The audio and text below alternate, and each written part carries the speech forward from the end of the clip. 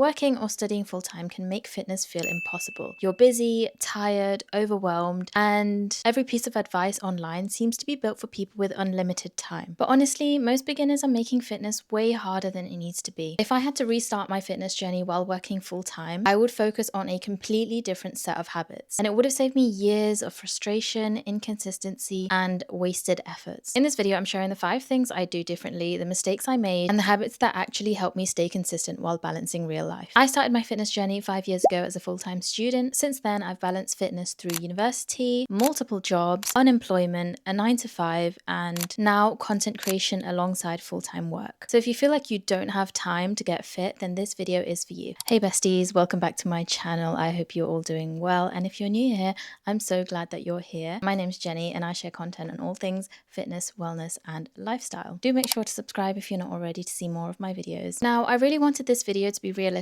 because life isn't all about fitness. Most of us are balancing work, studies, our relationships, stress, social lives, and we're all just trying to look after ourselves at the same time. So instead of giving you guys the perfect fitness routine, which to be honest, doesn't actually exist, I want to share the things that actually help me build fitness into my life in a sustainable way. I'm going to talk through what I would do differently if I started my fitness journey again, the things that I definitely keep the same, and then also some mistakes that I really think beginners should avoid because they just make the process way more overwhelming than it needs to be. Okay, there's a reason why I put this as the first tip, because when I think back on my fitness journey, this is the most glaringly obvious thing. If I could see my 21-year-old self who is first starting out on a fitness journey right now, I would literally grab her and shake her and tell her this, which is to take nutrition seriously from day one. Fitness isn't just about exercise. Nutrition is a huge part of it. I would argue that nutrition is probably more than 50%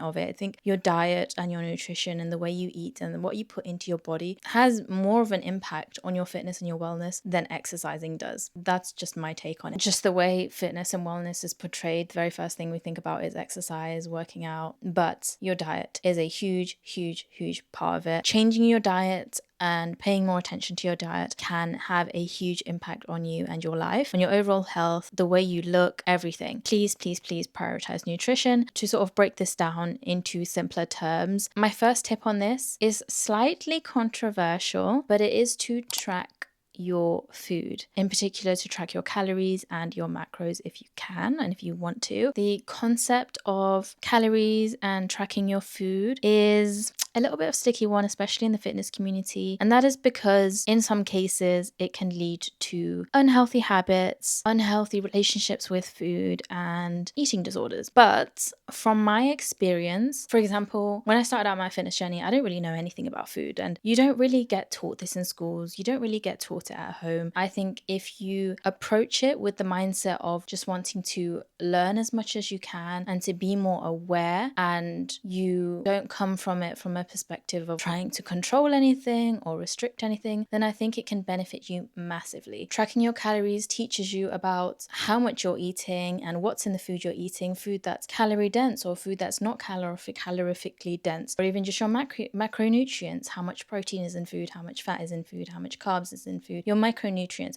It just teaches you so much. I'm not advising you to track your calories forever for the rest of your life, not at all. Even literally just like 2 weeks of consistently tracking your diet. I would really suggest, if you can, to track your food for either 2 weeks or a month or a couple months. I promise you it's going to teach you so much and really change the way you think and look about food, and it is well worth it. It's not easy, it is difficult, but I'd highly recommend to track your calories. My second tip, if you're just trying to take your diet seriously, is to prioritize whole foods when you can. I made this switch over a year ago. I did a little bit of research into processed, ultra processed foods, what it actually is, and the impact that it can have on your body and your gut and your overall health. And I just made the sound simple, and it is simple once you implement it into your lifestyle, switch to eating more whole foods and less processed and ultra processed foods. Whole foods literally just means any food that's natural or as close to not being processed as possible. Your meats, vegetables, your dairy products, anything that comes out of the ground or anything that was once alive. And then lastly, I'd suggest to increase your protein intake intake and your fiber intake where you can. Again, this comes alongside with tracking your food because you don't really know how much protein or fiber you're eating until you track it. But once you do, you'll realize that you're probably not eating as much as you should be. Increasing the amount of protein and fiber that you have in your diet can improve your health in many, many ways. Okay, so that is nutrition. My second tip is to keep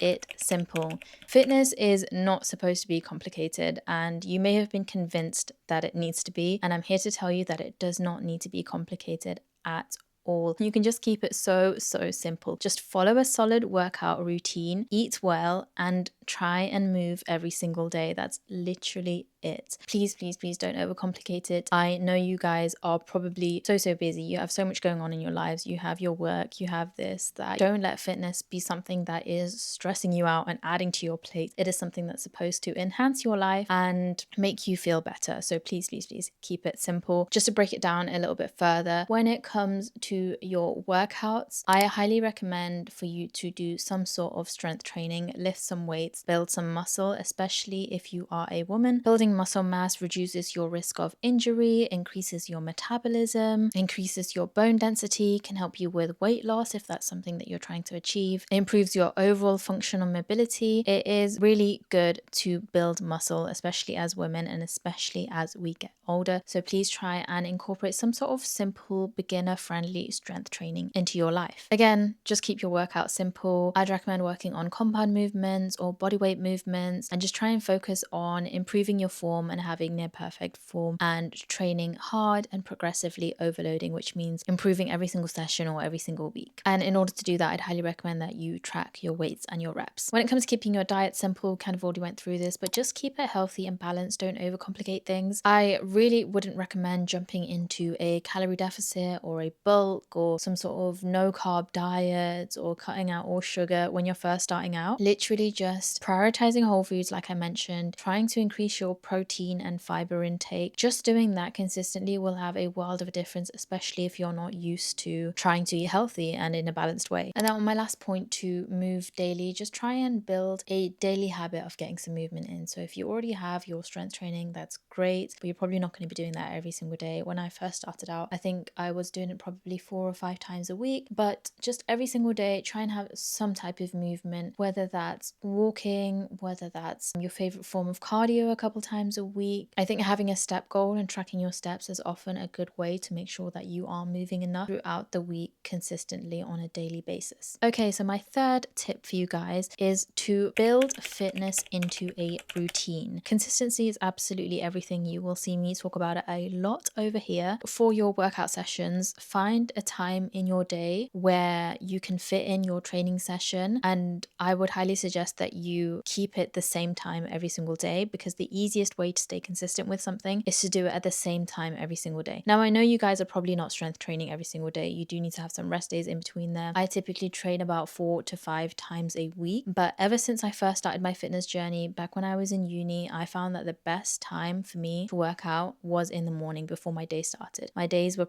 usually around 9 till 5, 6 p.m. in the evenings, and I am a morning person. I do like to get up early and start my day early, so I would wake up at 5 a.m, get ready, get myself to the gym and get my session done first thing in the morning. And I also just really like doing it in the morning because I just felt like it set me up for the day and put me in a good headspace and was just a really good habit. And once you do it long enough, it becomes a habit and it literally becomes part of your day. If you guys haven't read Atomic Habits, I would highly recommend. That book changed my life and it helped me build a lot of the healthy habits that make up my fitness journey. If you guys want me to make more content about how I build my healthy habits, then do let me know. You don't have to wake up at 5 a.m. like me. Just find the time that suits you and your schedule and your life and just stick to it at the same time every single day. When it comes to your strength training, I would highly suggest that you follow a plan. Now, this is for a few different reasons. First of all, when you're just starting out, you probably don't really know what you're doing. So I think it's really useful to have some sort of guidance from someone on or something. Also, to add on that, if you are struggling with confidence, especially in the gym, then having a plan helps a lot. It prevents you from just turning up to the gym every single day and feeling lost and confused, like you don't know what you're doing. If you have a plan, you can just open it up and it's telling you exactly what you need to do. And that's also going to help you stay motivated and disciplined, because it's just one less decision for you to make and you can just get on with it. But also, if you have specific goals that you want to reach, or if you do just want to build strength in general, having a plan is really good, because it's really important that you are following a workout plan that is going to get you to your goals and is going to help you build muscle. But also doing the same thing week in, week out is how you are going to progress and how you are going to build strength and build muscle. Find whichever way works best for you, whether that's getting yourself a personal trainer, an online coach, using a coaching app, which is what I did when I first started. I used it's now called the Evolve You app. It used to be the Tone and Sculpt app by Chrissy Chella. It has a lot of programs on there by a lot of different trainers. The app probably looks very different now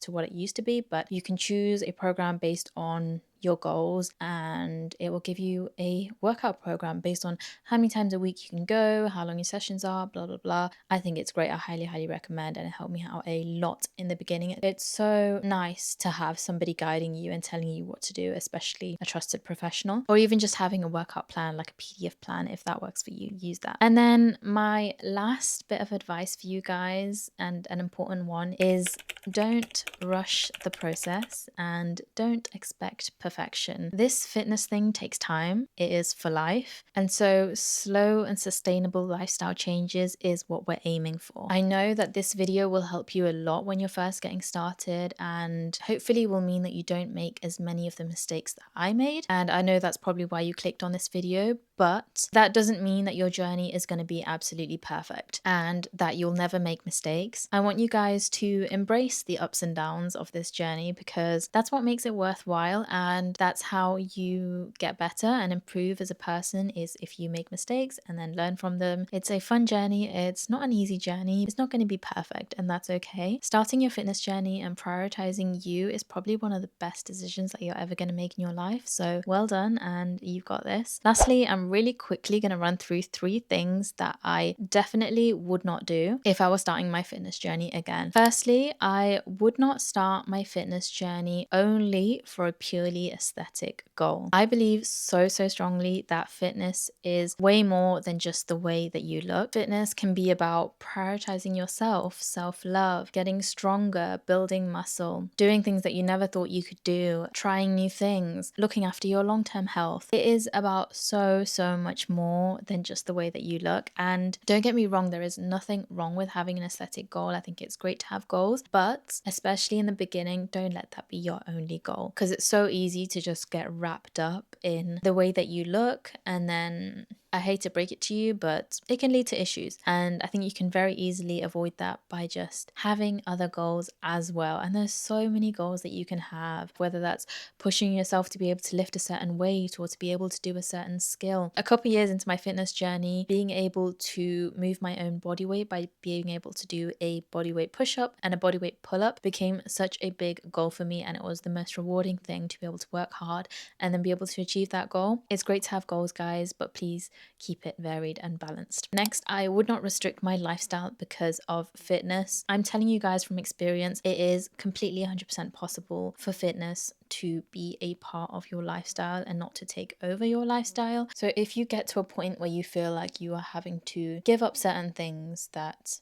make up who you are or make up your life, or if you're having to sacrifice things or say no to things, then that's a warning sign that something is not right. Fitness, like I said, should be enhancing your life, should be making your life better. It 100% can work with you, not against you. Do not let fitness take over and restrict your life. And this is way easier said than done, and don't get me wrong, it has taken me literally 5 years to figure it out, and I'm still figuring it out. Learn from every experience that you have and adapt and try and find ways to balance fitness with your life. And then the last thing that I would not do is compare myself to other people, to other fitness influencers, that's a big one, or to other people's bodies. We are all so different. We are all living completely different lives. It just does not make sense to compare yourself to somebody else. And the reason why I put an emphasis on other fitness influencers is a lot of you guys, probably like me, are getting a lot of your information and fitness advice from other fitness influencers. And no shade to fitness influencers, but a lot of them don't have a full-time 9 to 5 job like the rest of us, or whatever your job looks like. Or you might have other commitments. You might have people relying on you, people that depend on you, or whatever it is. We all live very different lives. So don't,